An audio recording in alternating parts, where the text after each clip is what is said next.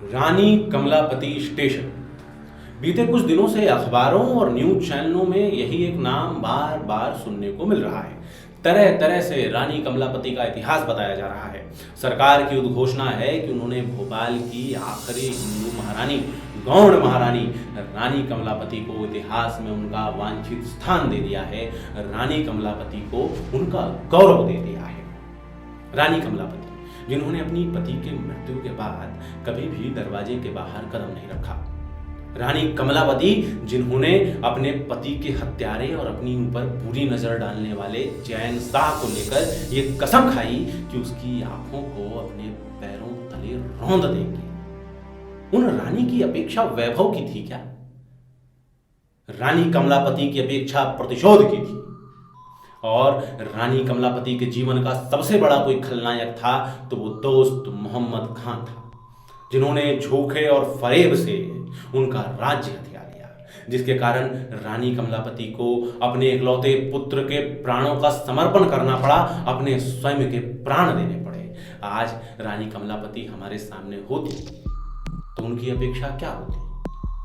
क्या रानी कमलापति ये चाहती कि एक स्टेशन का नाम उनके नाम पर रख दिया जाए या फिर उन्हें उनका प्रतिशोध ला कर दिया जाए?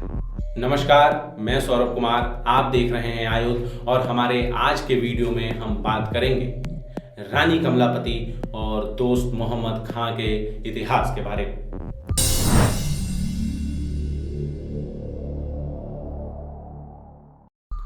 दोस्त मोहम्मद खान का इतिहास झूठ, फरेब, धोखे और पलायन का इतिहास है। दोस्त मोहम्मद खान जिसने मात्र 24 साल की उम्र में अपने चचेरे भाई की हत्या कर दी क्योंकि उसकी बेटी पसंद आ गई थी। अपने ही भाई की हत्या कर उसकी बेटी को लेकर भाग गया।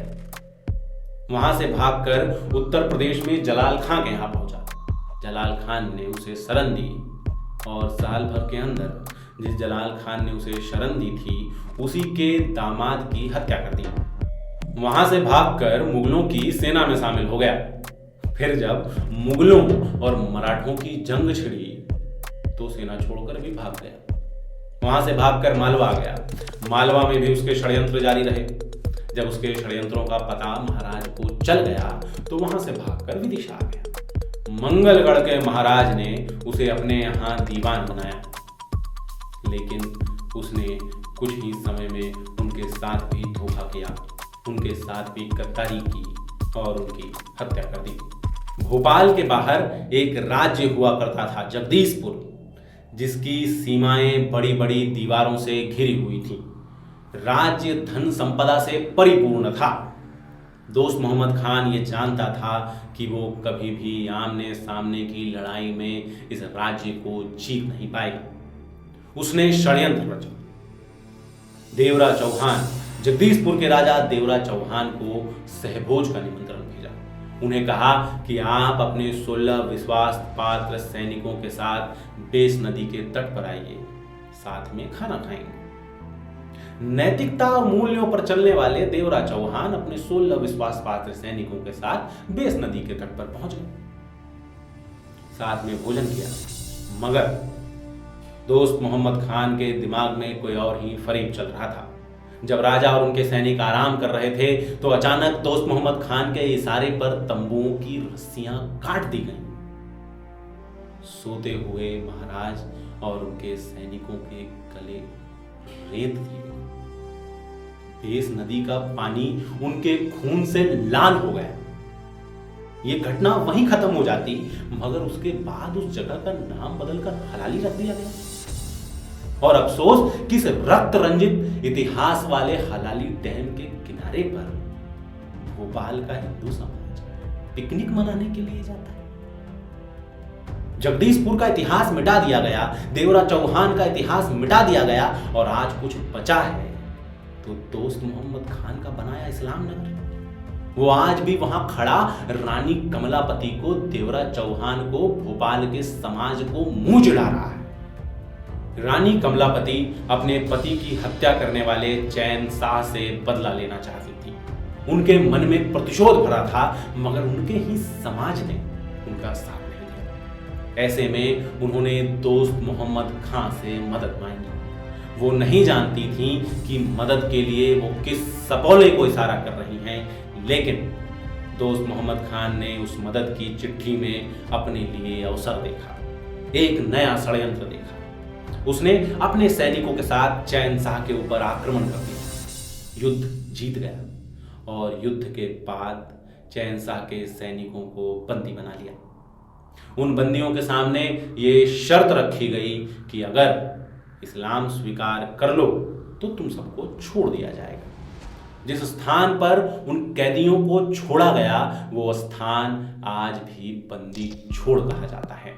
धीरे धीरे दोस्त मोहम्मद खान ने रानी कमलापति का विश्वास जीतना शुरू किया। उसके मन में कुछ और चल रहा था, लेकिन इसके लिए ये जरूरी था कि वो रानी कमलापति के सामने आ जाए। एक दिन उसने धोखे से रानी कमलापति के एकमात्र बेटे नवल शाह की भी जहर देकर हत्या कर दी। कुछ समय में रानी कमलापति को भी समझ आने लगा कि उन्होंने किस सपोले को अपने महल के भीतर एंट्री दे दी है। उन्होंने युद्ध की तैयारियां शुरू की। महल के कमरों में अस्त्र शस्त्र और आयुध भर दिए गए। महारानी आमने सामने की लड़ाई के लिए तैयार थी, मगर दोस्त मोहम्मद शाह ने आमने सामने की लड़ाई की ही नहीं थी। उसने बस षड्यंत्र रचे थे और उसने एक और षड्यंत्र रचा। इस षड्यंत्र के कारण महारानी को अपने प्राण देने पड़े। और अफसोस कि आज जब हम महारानी कमलापति को याद कर रहे हैं तो भी अखबारों में ये छापा जा रहा है कि महारानी कमलापति ने आत्महत्या कर ली थी। सूर्य के समान तेज वाली रानी दुर्गापति की वंशज, न दैन्यम न पलायनम का उद्घोष करने वाली हिंदू समाज की ध्वजवाहिका रानी कमलापति आत्महत्या कर लेगी क्या? युद्ध से भाग जाएगी क्या? इतिहासकारों ने दर्ज किया है कि छोटे तालाब का निर्माण दोस्त मोहम्मद खान के वंशज छोटे खां ने करवाया था। जब रानी कमलापति ने अपने प्राण त्यागे उस समय छोटा तालाब था ही नहीं, तो रानी कमलापति ने छोटे तालाब में कूदकर आत्महत्या कैसे कर ली? दोस्त मोहम्मद खां अपने शत्रुओं को हराने के बाद उनकी लाशों को महल के बाहर टांग दिया करता था, जिसे चील और कौवे नोच नोच कर खाते थे। महिलाओं के साथ क्या होता था ये बताने की जरूरत नहीं है। ऐसे में जब महारानी कमलापति को ये पता चल गया कि अब वो युद्ध नहीं जीत पाएंगी, तो उन्होंने अपने सतीत्व की रक्षा का मार्ग चुना। उन्होंने अपनी कुछ विश्वस्त पात्र सहयोगियों को लेकर रानी दुर्गावती के मार्ग पर चलते हुए कमला पार्क के स्थान पर जौहर किया, अपने प्राण त्याग दिए। रानी कमलापति ने जल समाधि नहीं, अग्नि की समाधि ली थी। आज जब आपको इतिहास में यह बताया जा रहा है कि रानी कमलापति विलासिता से रहती थी, उन्होंने अपने महल को इस तरह का बनाया था कि उसमें बारिश होती थी, और जब युद्ध की बारी आई, जब प्रजा की रक्षा की बारी आई, तो उन्होंने अपने प्राण त्याग दिए, आत्महत्या कर ली।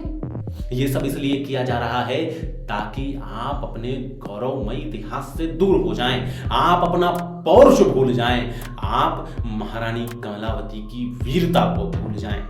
अगर ये इतिहास आपके दिमाग में बैठता है तो ये किसी और की नहीं, दोस्त मोहम्मद खां की जीत है।